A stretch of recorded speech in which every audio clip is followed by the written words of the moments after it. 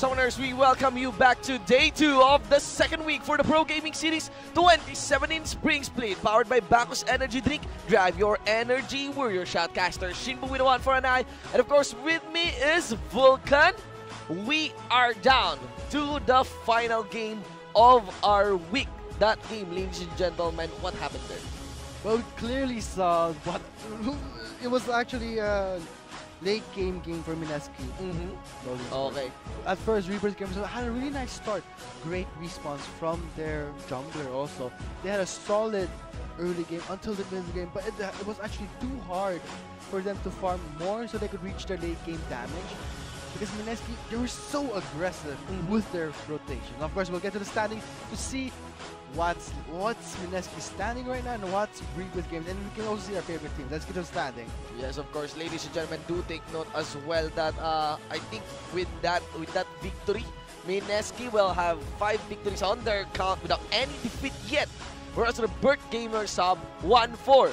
And again, guys, syempre, mapapansin natin yun. Diba? It's almost 1-1. Lagi, 1-1 yung mga series natin. That's the big question. Will it follow the trend of 1-1? When we think it is 2-0, we get a second game that is, you know, biglang, the underdog team o yung team na galing sa talo biglang nakakabaw. Is this an effect of the game? I'm really very excited as well to see the post-game stats of this week. But we are now in the drafting phase, ladies and gentlemen, during the 10-ban system implemented new for the Pro Gaming Series. Not just Pro Gaming Series, but on other competitive leagues as well. We are back. The Bird Gamers Hub, Mineski League of Legends. 0-1, blue for RGH, red for Mineski. First thoughts on the bans? Well, we clearly see the same ban. Same bans. But this time, we see a Twisted Fate. The Twisted Fate. That is, of course, onto Exozenix off his Twisted Fate. It was so aggressive, strong, incredible presence throughout the map. I mean, when there's the testing, you have to know where he's gonna pop up. If I'm gonna be asked kung ano rin ang ibaban ko kay Exo so far based on his week, marami naman siya nagamit sa mid lane. Pero, yep, among all, especially considering the champion pool of Exo, I'll remove the LeBlanc and Twisted Fate. Yes. And of course, Reaper's Gamers Hub, they really had a strong early game. We could clearly see how they were able to handle the early phase of the game with counter ganks responding, and they all had an advantage until the mid game. However, Mineski stepped it up with their rotations, aggressive. Why they had the 2 Cloud Drake? While they have the 2 Cloud Drake. So right now, medyo ang taas ng influence sa mga laro natin ngayon. Napagkuha lamang ng Cloud Drake. Because right now, the Cloud Drake is speed. And now, this game, in LoL, 7.1 patch, is all about speed. Yeah, be there for the team fights, diba? Like, the Cloud Drake allows you to be in the position, isang location ng mapa na, you know, that meets the condition that you will win the team fight. Now, further completing the bans, ladies and gentlemen, the 10 bans, we have the Nocturne Rek'Sai gets removed as well. Pretty synonymous dun sa previous game natin. We also have for Mineski's sides the Morgana, Vel'Koz, Orianna, Nami, and Janna. Lots of utility. Removed from the support. I think these are champion pools of the support. Maybe minus the Orianna, but clearly a lot from the bottom. These are 4 bands of support, but what do they have all in common? Peel, yes. Crowd control. Janna has the greatest ability has the only ability in League of Legends to reset a team fight with the Monsoon. And when they remove the Janna, of course, we're gonna expect Lee Sin and Shen. It's obvious that they don't want them to have that reset and a Janna pick by Reaper. And interestingly, Joe's gonna be picking up the Soraka na on top of all those 4 bans directed to him. Let's see how will RGH adjust. Kasi as you mentioned, sabi mo na in the late game, it was Mineski rin na nakakuha. They've been consistently aggressive, doesn't lose their tempo. As I've observed when it comes to these veteran teams, when they pick up a composition, it requires conditions. And when that condition is met, pretty much medyo unstoppable na sila.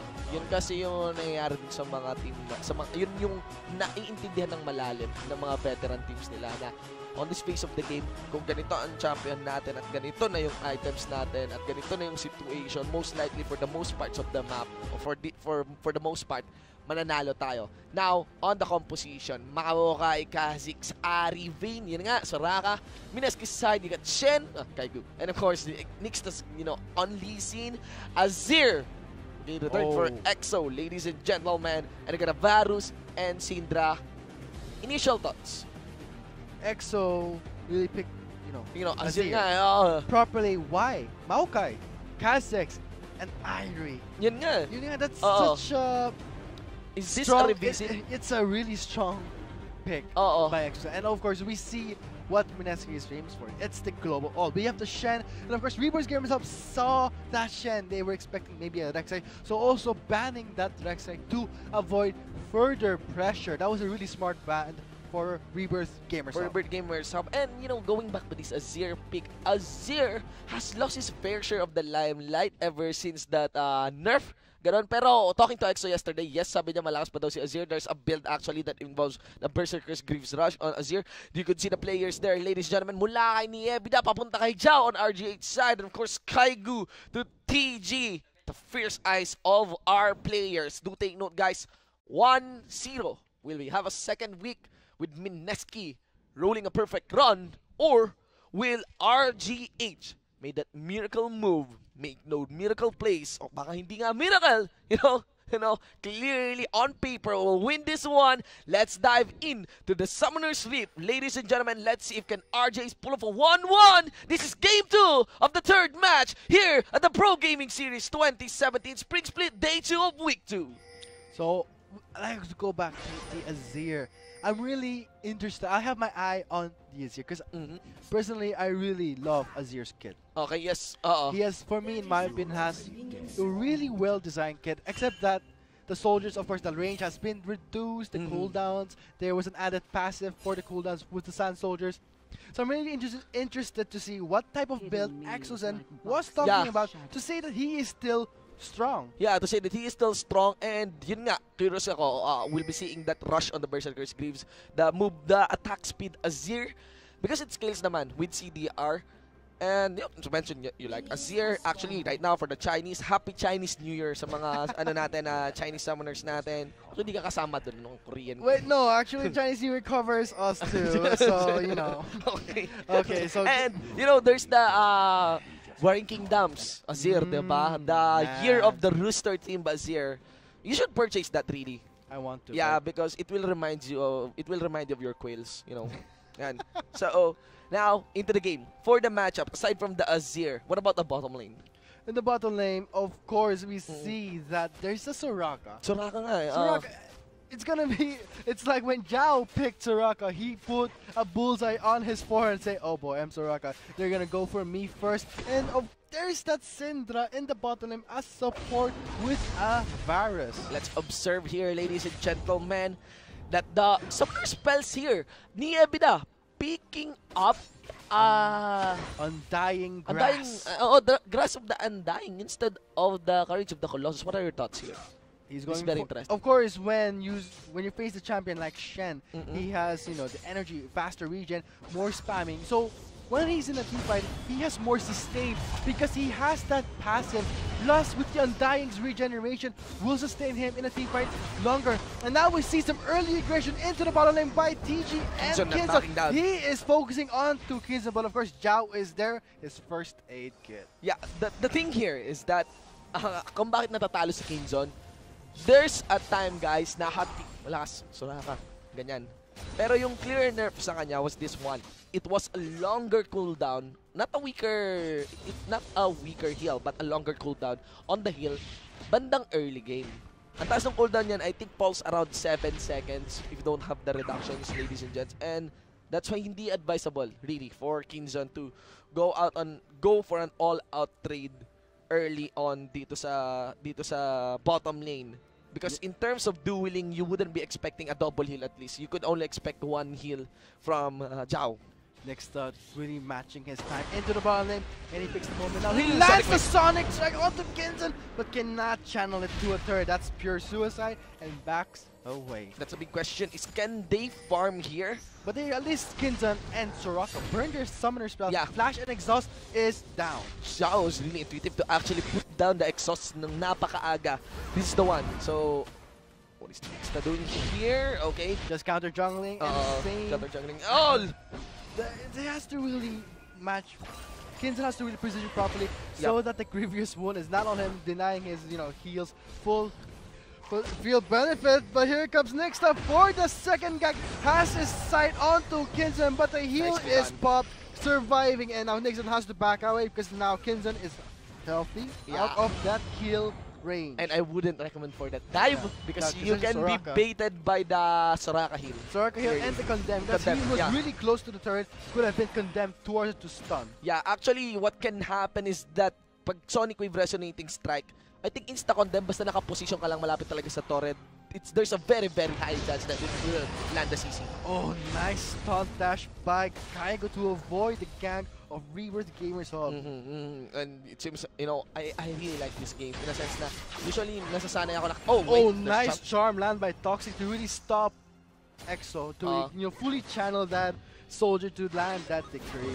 Way back in 2016 spring, nasasanay kasi ako na yung mga teams pag natatalo sila sa mga close game fights, nahihirapan sila dun sa next game. It's very likely na nagiging 2-0 yung mga series. Pero for now, that proves otherwise. Madalas nga yung 1-1 ngayon. And hopefully, Rebirth Gamers Hub gets the tempo that they need and put a dent on the very clean slate na meron ngayon ng MSK in this regular season of TGS. You can clearly see how Toxic plays. Really counter-play. I mean, we know how toxic people play. So, of course, though, I'm talking about the pro player. Toxic likes to play it, counter. When Azir is in the range of the soldier, also smart, clever that he also uses that opportunity to land the charm and the Orb of Deception. Of course. So the big question here really is that yung scaling ng Azir. Right now, though, between the two, there's 1 minion lead, one full wave. The lead dito, si EXO Sen. Look at that. This is going to be dangerous for Nixta. Putting that control word down to ensure that he still has the element of surprise. Toxic does not know this. EXO Sen was trying to set it up with the soldier and shifting sand combo to get that start, but I guess Nixta will have to back away. And here it comes. He tried to counter jungle, but pays the price. Ja just saw him, and here comes the flash from Toxic. Will not be able to land into Kickstart, and there is the connecting strike. They should fall back. They should fall back right now, and you know what happened in top lane? The Shen could not teleport. Whiny Ebony canceled it. Great response from the top lane. And here in the bottom lane, it's just pure, punching each other, just dueling it out. Yeah, signals for everyone, especially when the two junglers reveal themselves. We can be aggressive anytime now. Yun naman yung running rule when it comes to laning. Ladies and gents, is scattered away. Oh, Kinson was too near. DG, he was in range of the stun, therefore giving him the first blow, and now Zhao forced to burn his flash to get away. He does not want to give MSK any more lead. Alright, so that's the first blood in the hands of the bottom duo of MSK. Clearly that the pressure has paid off well. Much props to Zensho and TG. You can clearly see that both teams are on high alert. Seeing the Shen stand united, seeing that, Aura, of course, it signaled the other to cancel it. If Shen was able to fully channel it, it would spell trouble for them. So it's really counterplay. I mean, MSK, great response and presence. They know where to start the clash or to respawn, and Rebirth Gamers Hub responds to that with a counter. And one of the triads as well for explaining what happens here in the bottom lane. One of the triads of League of Legends, ladies and gentlemen, is that a sustain type champion is countered by a burst champion. Seriously. And what do we have here in the bottom lane? We got Baharus. Well, it's a poke champion. But the Syndra. It's about the Syndra, really. Syndra has great range of stun. And Vayne among the ADCs have a really short, range. I mean, the tumble has to be in there. You have to be in range of the condemn to actually stun. In my opinion, Vayne has a really hard time setting up that condemn with that Syndra, with the enormous range, with that stun stacked with the bomb. The bottom duo of Rebirth Gamers Hub has to play this lane very safe, which doesn't fit the playstyle really of Kinson. Yun din nakikita ko dito. It's really a consequence of the stylistic approach of this ADC for his games, for his professional games. And ayun nga, as I've mentioned triad, pero dalawang end pa lang yung na-mention ko. So, ano yung, kung ang naka-counter ng burst ay yung sustain, ano naka-counter ng sustain? Ang naka-counter po ng wait, hold on, top! Zhao is the first one to go down, but I think Jaja will try to redeem his teammate. And the teleport, what happened there? Got denied in the top lane, probably by the Shen or the Maokai. And now Jaja was, extending too much. Did not notice the stun of Syndra. Yes. He really has to know that when the Syndra's cooldowns are up, and Toxic trying to respond to the bot lane gets really pincered attack by Mineski. Didn't account that yung Syndra kanina nung napatay si Kinzon, hindi niya pa ginagamit yung ultimate niya. What's to your surprise? Unleash power. And again, discussing that, obviously they're gonna take a lot of bounty after that engage. That's 3 members instantly in the pocket of Mineski. I think that's 4 really because 0-5 na. Okay, mula sa 0-1 kanina plus the Ocean Drake. Yeah. Okay, so again, discussing the triad. So ano yung kina-counter ng sustain? Ang kina-counter po ng sustain ay tank. Yes, because the tanks, ang kina-counter naman ng tanks ay yung burst. Once burst champions use his skill up on the tank. Oh my god, dancing under the turret was that safe, but now it gives a signal to Jaja going to the top lane, sneaking in. There are no wards placed there, guys. It might be a leap in and get out type of tactic. He's not gonna let. He flashes towards it and secures the kill. That was like the element of surprise. There were no wards, and back then in the bot lane, you know what happened. There was a teleport coming in from the top lane, and whose teleport was used? It was Aiko. By the way, guys, nakita niyo yung ganung ka-flashing ganda ng leap? It's actually a buffer cast. It's already pre-casted. Ang nilagay na lang is yung condition that the leap would be enraged kung saan tinarget yan ni Jaja. Really nice to look at. Pero mukhang excess yung flash. I just find that maybe you could have saved that flash. You gotta also admit that Mineski, when it's always the bot lane turn first to go down. Next, they swap towards the top lane. Since the top lane story is still alive, and now let's see, just 10 minutes into the game, they have secured 2 turrets. One of the 2 turrets is the first turret, giving them a gold jump. Look at that gold right now, 6,000.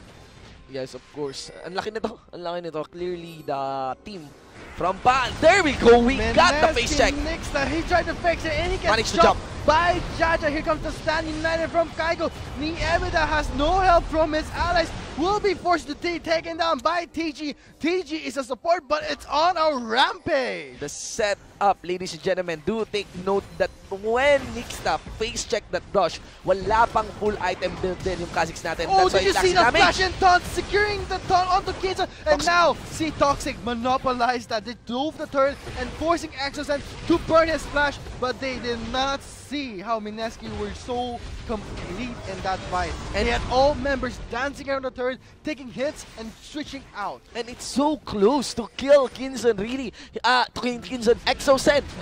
It's so close that Toxic was able to put Exosen onto mortality.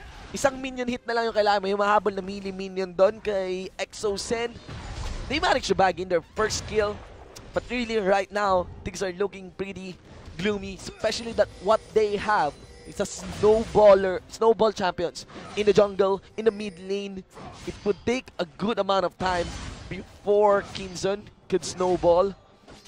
Right now, what can be done here is have Toxic complete that Abyssal Scepter, obviously, and get a mana item, most likely on the build path of Morelia Nomicon, and get that early wave clear. They need that early wave clear. They need all those wards as well, because Mineski is going to be aggressive. They will need the wave clear just to defend their base should ever Mineski wants to force things. And there you go, guys. That is the link to our search and win promo.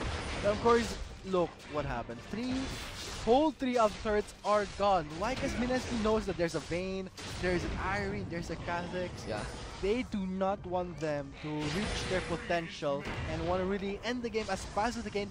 Where they are leading, look at TG, 4-0, and that's how powerful a Syndra support is. It was open, and that was actually, the banning phase. They should have at least accounted that Syndra would have been picked as a support. Now, it's not just the lane that is won here by Mineski, it's also the vision on the blue side jungle. So, again, this is really tough for Rebirth gamers. They really need a wave clear. They really need to they really need the vision as well. Have Jaja shape his playstyle after completing that Wars enchantment. Really secure the wards. Good thing that they're not using the... Well, they could use the sweeping lenses, even the blue trinkets. But clearly, they need a good amount of investment for control wards, especially because their map is getting thinned out, and there's lots of pokes and damage that comes out from MSK whenever they rotate map to map. And the next coming Drake is an Infernal Drake. Right now, RGH can only fight when MSK, every time MSK are forcing things. But not like this. Really, they... At least, yun nga, if they have the wave clear, at least they'll be in range closer to this turret to defend, to this inner turret, to at least remove the minion and punish MSK should ever they want to at least land a normal hit on the turret. Because right now, the items are just too much. The item leads are just too much. The gold leads are just too much as well. You can clearly see how Vayne struggles right now as an ADC. Vayne is known as the hyper carry. He's a hyper carry ADC marksman, but with a poke like Syndra and Varus, Vayne struggles to get in range to actually deal damage. And that's why it's kind of hard to say that in this meta, it's all about the poke ADC type like Ezreal. Yes, 30 seconds before the Infernal Drake. Oh boy. Hopefully for the fans of RGH, Jaja, or in some form of maneuver, they're able to secure this one. Because between the two, if there's someone who's more poised to take this Infernal Drake, it's gonna be MSK. The ideal scenario would be remove TG first. At least collapse onto him, get the charm, get a full lockdown, most of your damage onto him, then fall back a bit because you're gonna be punished really by the re-engage there by the rest of the members, mostly coming that chase to be led by Nixta. And again, maybe a lucky pick up on Zencho. But let's see, ladies and gentlemen, will there be a steal? The jungler in the vicinity, they might opt for a steal. That's the only way they can do it. And no, they could not get even near because of that Syndra. What Rebirth Gamers Up need to do is to, like what you said, take out TG first. They still have that strong late game damage from the Iron and the Maokai. And you can clearly see it, finishing that Abyssal Scepter will 10% more magic damage, will really benefit them in terms of picking out and bursting. And of course, Vayne, you can clearly see that adjusting its build, picking up the DF sword, because it is behind in damage. Yes, clearly you would want to get that flick damage whenever you tumble in. One thing that can be done here as well, I forgot, I thought of vision on the Infernal Drake, is that because MSK has a very, very big lead in consideration of the next team fight. Look at that, there's a bait on Kaigo for a flash out, but there's a big team fight. Like during team fights, MSK has has more equipment, is more poised to take the lead dun sa mga laban na yon. Ang nakita ko pala, pwede naman ding hindi Infernal Drake yung focus. Pwede ring target the top lane outer. At least cut the losses man lang. Because right now, that Infernal Drake, it's an added arsenal to MSK. An added pain against Rebirth Gamers Up. The pressure is really on Kinzen right now. They're really depending on him to reach that damage. And also, even if he reaches that full kit of item, he still has to deal with that Shen Dawn. With the crowd control as well. well. And also the Chains of Corruption will deny Vayne of that mobility. The mobility. Tumble offers invisibility that Vayne clearly needs. Even the Scatter that we clearly. There's a lot of control in the front line. Merong itong MSK. Napakataas nung kailangan mong pagdaanan bago ka makarating sa harapan nila. So, what I can see is really control of the vision and outmaneuver MSK. This is a very, very conditional scenario now na ang daming requirements para lang makakuha ng isang kill yung Rebirth Gamers. Pero that's one. Right now, we can see ito the itemizations of the Ahri. Actually, looking good naman. Ito yung phase na walang available objectives masyado unless pipilitin ng MSK yung mid lane inner turret. So, if makakuha ng like magpuwersa talaga ng dive dito yung MSK. An example would be Nixta. Oh no, in the jungle. Here is the jungle. They're trying to farm it, and MSK will not let them farm because they have complete vision control in the blue side. Oh, that Sonic Start will resonate to Jaja, but Jaja lifts away. Also to flash to secure his safety. No tower dives from Kaigo. He knows that there's still a virtual Maelstrom available on top of the Twisted Advance na pwedeng gawin ni Niebla under turret. So, hindi pwede. They already managed to bag in one kill.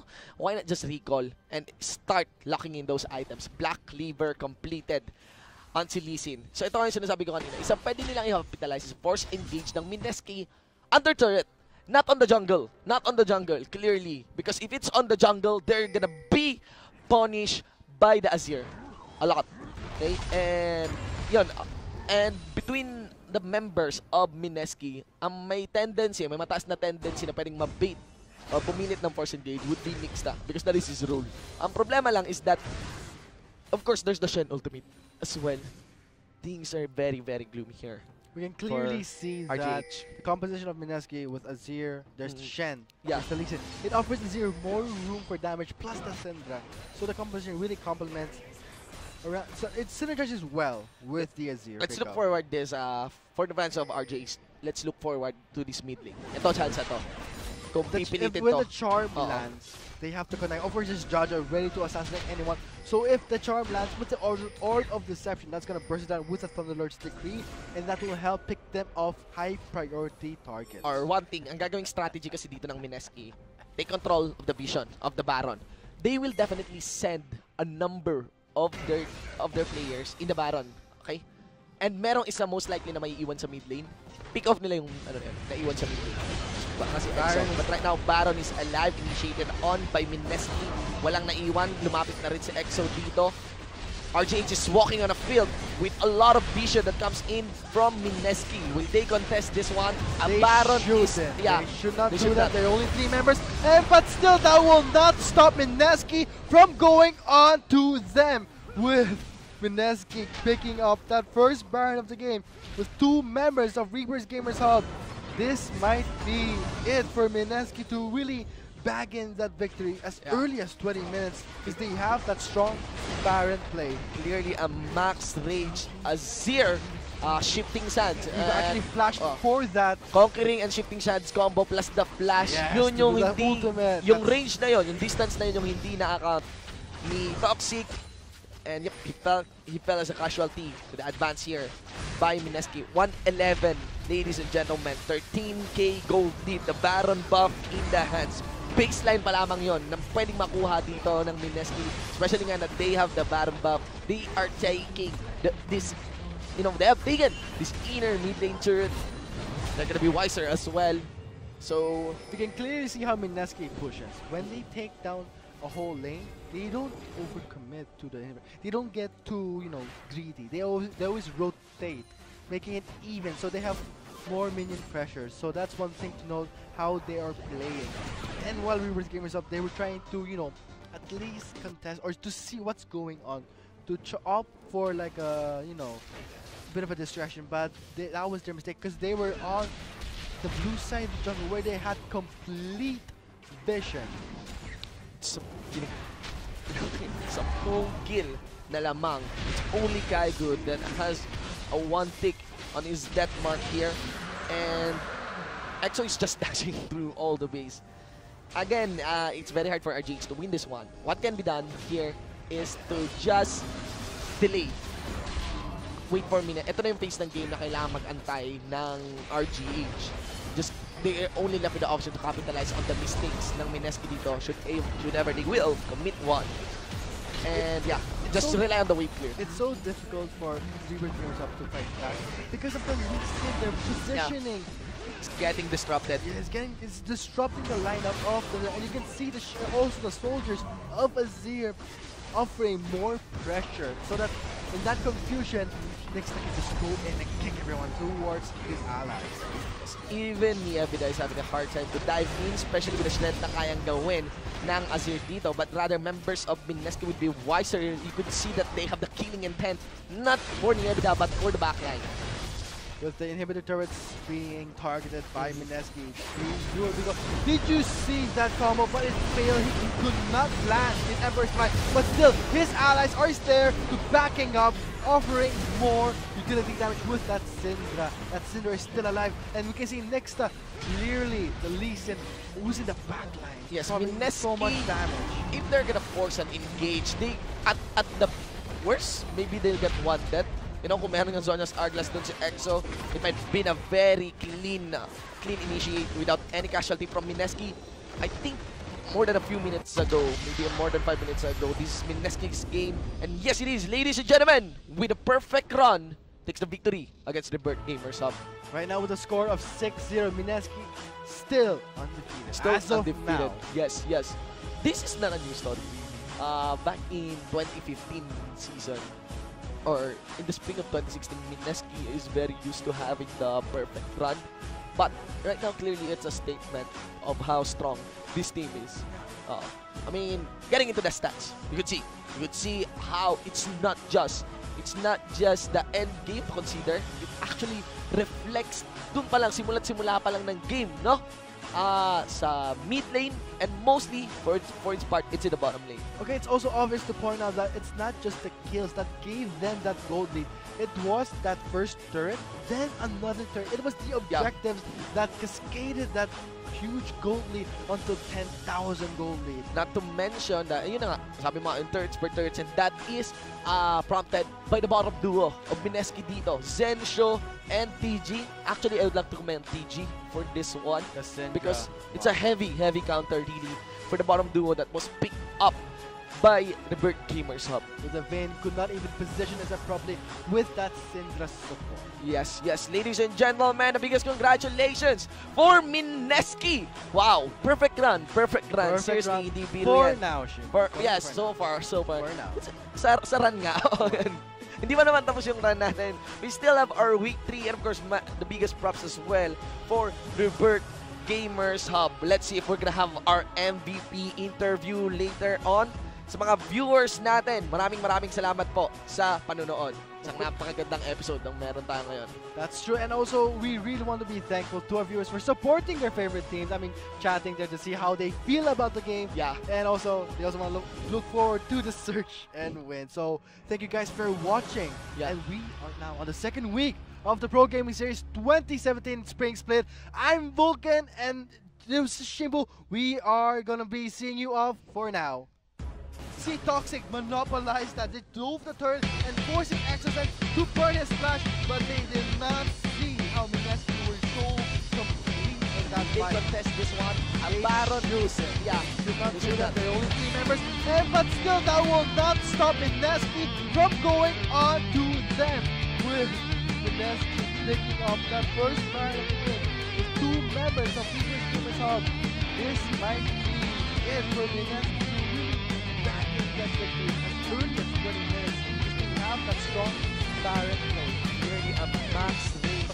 Did you see that combo? But it failed. He could not land the Emperor's Might. But still, his allies are there to backing up, offering more good damage with that Syndra. And Syndra is still alive. And he just takes the clearly using the Yes, well, there's so much damage. If they're gonna force a big engage, at the worst, maybe they'll get one dead.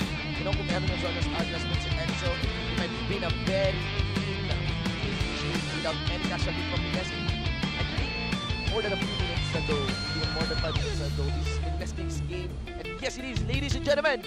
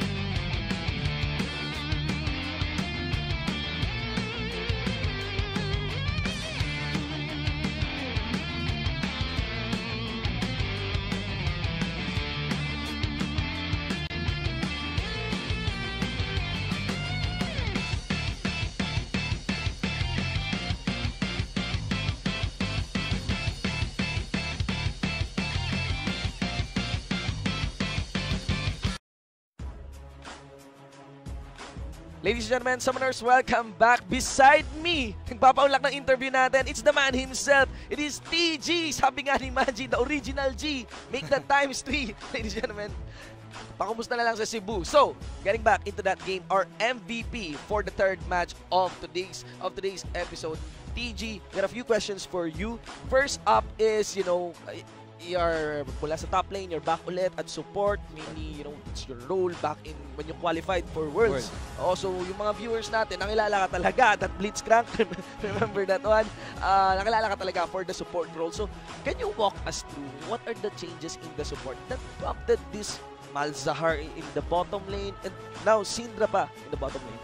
Kasi yung mga mages ngayon, viable lang siya for support para madaling makahagas sa bot lane. Hakas? What is hagas? Hagas. Haras. Okay. Sorry. So, mainly, ngayon mas aggressive yung direction ng mga support. Aggressive kailangan ngayon. Kasi pag nag-passive ka, malugi ka sa kabilang bot lane. Kung aggressive yung support ng kabilang bot lane. Is this, eto, ang malaking tanong ulit, follow-up question lang. With this kind of aggressive support, does this mean na yung aim din ng laro is pag makapush ka ng turret ng maaga or get that early lead, at taas ng chance mo na manalo? Kasi pag nakapush kami ng early tower, makuha namin first blood tower, tapos mag-rotate na kami sa top lane. Okay. Hindi nga lang naman yung first blood tower mechanic, yung rotation din. Yung naibibigay yung shift ng pressure sa ibang lanes. Well, clearly, nakita ko nga na nag-shift na kayo dun sa top lane. Pretty much, yes, hindi na masyado nakapag-react doon yung Rebirth Gamers Hub. So, there you have it, guys. Walking us through understanding mainly for the support players natin. Aggressive supports, ladies and gentlemen, Malzahar, and this time for TG and Syndra. So, for your perfect run, Mineski, 6-0, wala pang talo, 2 weeks in our regular season. What I want to know is your thoughts about this perfect run. Are there any teams, or is there a team na palagay nyo kailangan nyo pang bantayan at makakasira nitong perfect run nyo? Bali, yung nakakadikit na team pa lang sa amin yung IPT sa MLE. Sila sa tingin ko yung medyo mahirapan kami dyan. Okay. Obviously, I think sa mga viewers din natin, the classic IPT and Mineski rivalry has always been there and something to watch out. So, of course, perfect run, Mineski. TG, ladies and gentlemen, do you have any message para sa mga fans mo ng Mineski din? Thank you sa lahat ng sumusuporta sa Mineski. Patuloy niyo pa rin kami supportahan. Hi din sa girlfriend ko. Okay, yun mga kaibigan. Maraming salamat. TG! The guy with the original G, Triple G. Maraming salamat, TG. At sa mga viewers po namin, maraming salamat po sa panunood at pagbibigay oras ng inyong weekend dito sa Pro Gaming Series. Ako po si Shinbu with a 1 for an eye. Kasama si TG dito. Bukas po pala, I would like to remind you, kita-kits po tayo if ever sa mga summoners na pwedeng dumaan. SM North Ed sa 4th floor Cyber Zone. The annex po yan for the LCL Lenovo event. Nandun po kaming mga casters kasama si Azura at saka si Iconic. Don't hesitate to say hi and drop by. Guys, isang mala-impactong Sabado. Maraming salamat po at good luck po sa inyong mga laro. Pro Gaming Series 2017 Spring Split Day 2 of Week 2 concluded. Powered by Bacchus Energy Drink. Drive your energy. Guys, I'll see you in the next episode.